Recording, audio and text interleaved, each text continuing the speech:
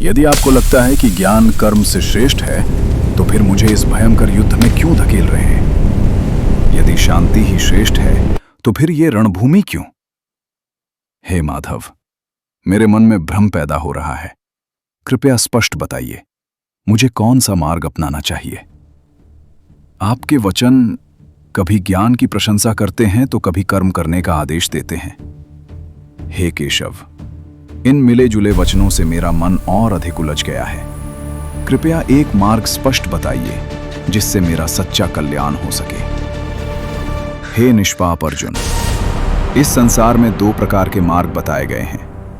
पहला, ज्ञान योग, जो चिंतन और आत्मबोध का मार्ग है। दूसरा, कर्म योग, जो निस्वार्थ कर्म का मार्ग है।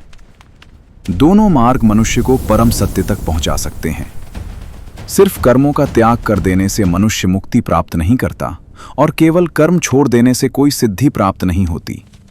सच्ची मुक्ति कर्म से भागने में नहीं, बल्कि सही भावना से कर्म करने में है।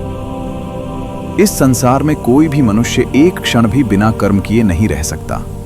प्रकृति के गुण हर किसी को कर्म करने के लिए बाध्य करते हैं, चाहे हम चाहें या नहीं। जीवन स्वयं एक कर्म है।